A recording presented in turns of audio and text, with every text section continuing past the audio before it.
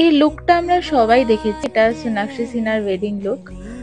আর এটা আজকাল ম্যাক্সিমাম বলিউড সেলিব্রিটিসরাই করে, স্লিক বানের সাথে খুব এলিগেন্ট লাগে দেখতে।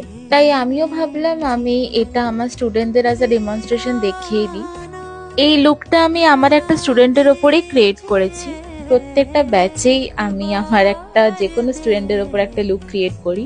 আমার সব স্টুডেন্টদের ডিমান্ড ছিল যে একটা চাবি ফেসে কি করে আমরা কন্ট্রোলিং করব সেটা একটু ডেমনস্ট্রেট করতে।